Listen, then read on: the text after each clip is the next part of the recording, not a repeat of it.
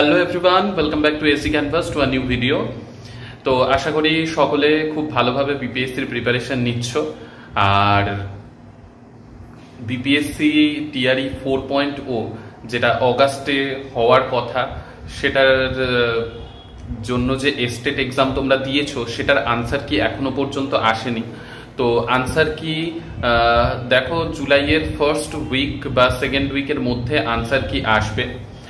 আর তারপরে আমি আগেও ভিডিওতে তোমাদেরকে বলেইছিলাম যে রেজাল্ট আস্তে আস্তে 1 থেকে 1.5 মাসের মধ্যে রেজাল্ট আসবে। তোমরা অনেক ইউটিউব চ্যানেল দেখে আমাকে জিজ্ঞাসা করেছিলে যে দাদা আনসার কি তো তাড়াতাড়ি চলে আসার কথা, এখনো আসলো না কেন বা কি। আমি তোমাদেরকে তখনও বলেছিলাম যে আনসার কি আসতে একটু লেট হলেও হতে পারে, আর রেজাল্ট তো 1 থেকে 1.5 মাসের মধ্যে আসবেই। তো দেখো সেটাই হচ্ছে। আর ব্যাপার হচ্ছে দেখো, টিআরই 3.0 এখনো পর্যন্ত হয়নি।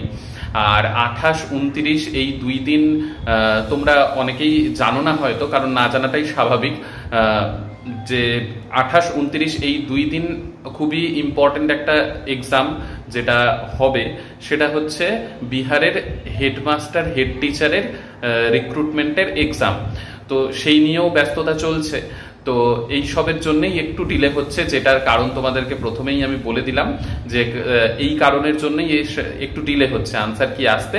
তবে জুলাইয়ের মধ্যে, জুলাইয়ের ফার্স্ট টু সেকেন্ড উইকের মধ্যে আনসার কি চলে আসবে। আচ্ছা, তো আনসার কি কবে আসবে সেই নিয়ে তো তোমরা জেনেই গেলে। আর রেজাল্ট এস্টেটের কবে আসবে, আর তারপরে হচ্ছে টিআরই 3.0 হবে। টিআরই 3.0 এর রেজাল্ট আসবে, তারপরেই টিআরই 4.0 হবে।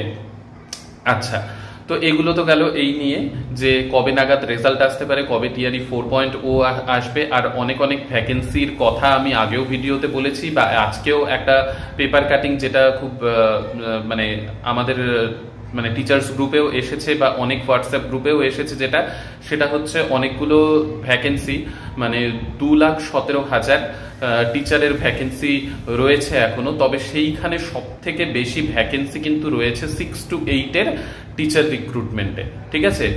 বাকি 9 to 12 এর একটু কম তুলনামূলক, আর 1 to 5 এরও মোটামুটি ভালোই আছে, তবে 6 to 8 এর সব থেকে বেশি আছে ভ্যাকেন্সি। আচ্ছা, এগুলো গেল।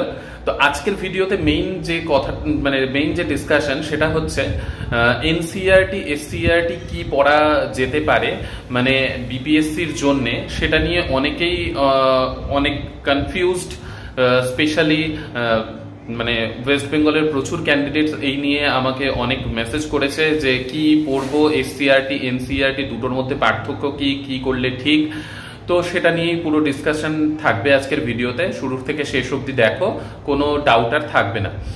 আর ভালো লাগলে অবশ্যই লাইক শেয়ার সাবস্ক্রাইব করবে, এইটুকু আশা রাখছি।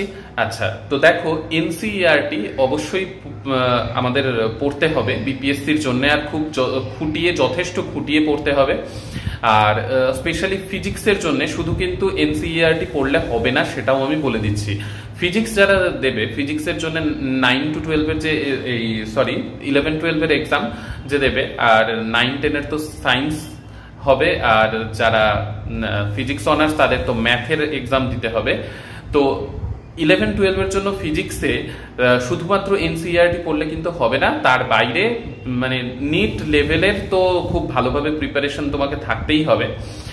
বা সায়েন্সের ফিজিক্স, কেমিস্ট্রি, বায়োলজি এগুলোর জন্য, বা ম্যাথ এগুলোর জন্য কিন্তু নিট যেই লেভেলের যেরকম টাইপের কোয়েশ্চেন্স হয়, সেই কোয়েশ্চেন্স গুলো তোমাদেরকে ফলো করতে হবে, মানে সেই রকম টাইপের প্রিপারেশন তোমাদের রাখতে হবে বিপিএসসির জন্য। আর বাকি এইদিকে ল্যাঙ্গুয়েজ গ্রুপ, সংস্কৃত, বেঙ্গলি এগুলোর জন্যও কিন্তু তোমাদের যে সাহিত্যের ইতিহাস বা লিটারেচার এগুলো সম্পর্কে তোমাদের খুব ভালো নলেজ থাকতে হবে। আর তার সাথে গ্রামার তো আছেই, কারণ এস্টেট দেওয়ার পর অনেকে আমাকে ফোন করেছিল বা মেসেজ করেছিল, দাদা গ্রামারের কোয়েশ্চেন তো গ্রামারের কোয়েশ্চেন দিয়েই ভরা, লিটারেচারের কোনো কোয়েশ্চেন বা সাহিত্যের ইতিহাসের কোনো কোয়েশ্চেন ছিল না সেই রকম।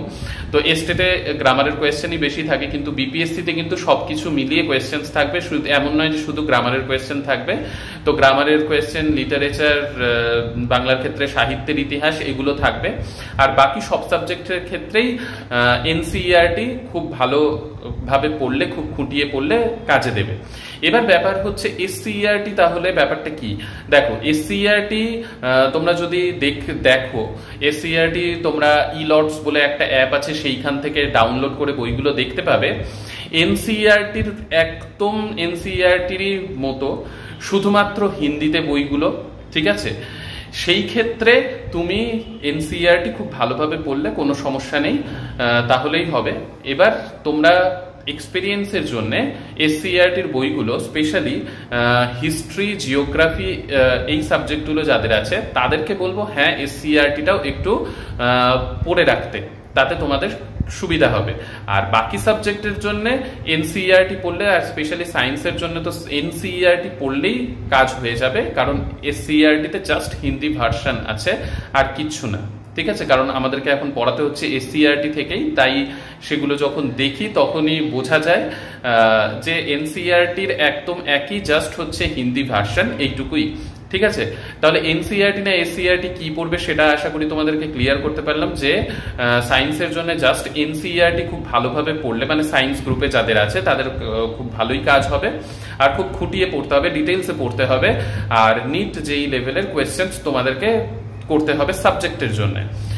আর বাকি ল্যাঙ্গুয়েজ গ্রুপের জন্য তো বললামই, আর বাকি হিস্ট্রি, জিওগ্রাফি এই সাবজেক্টগুলোর জন্য এনসিইআরটি খুব ভালোভাবে পড়তে হবে, আর এসসিইআরটিও তোমাদেরকে দেখতে হবে এই হিস্ট্রি, জিওগ্রাফি এই সাবজেক্টগুলোর জন্য, পলিটিক্যাল সায়েন্স, ইকোনমিক্স, ঠিক আছে? ইকোনমিক্সের ক্ষেত্রেও শুধু এনসিইআরটি পড়লেও হবে। পলিটির জন্য শুধু হিস্ট্রি আর জিওগ্রাফির জন্য আমি বলবো যে এসসিইআরটিটা একবার অন্ততপক্ষ মানে পড়ার যদি টাইম পাও একটু দেখতে, ঠিক আছে? কারণ এনসিইআরটি থেকে তোমাদের তো কনসেপ্ট ক্লিয়ারই থাকবে, জাস্ট এসসিইআরটিতে তোমাদের একটু দেখতে হবে, যেহেতু বিহার বোর্ডের বই, তাই হিস্ট্রি, জিওগ্রাফির জন্য এসসিইআরটিটা দেখার কথা আমি বলবো। আচ্ছা, তো এটা গেল। তো যে এনসিইআরটি পড়বে কি এসসিইআরটি পড়বে, দুটোর মধ্যে ডিফারেন্স কি আমি ডিটেলসে এই ভিডিওতে তোমাদের বলে রাখলাম। আশা করি ভিডিওটা তোমাদের কাছে হেল্পফুল হবে। তো নেক্সট ভিডিওতে তোমাদের সাথে দেখা হবে, আর নেক্সট ভিডিওতে আমি ইম্পর্টেন্ট একটা টপিক নিয়ে তোমাদের সাথে ডিসকাস করব। তো ঠিক আছে, ভালো থেকো, সুস্থ থেকো, বাই।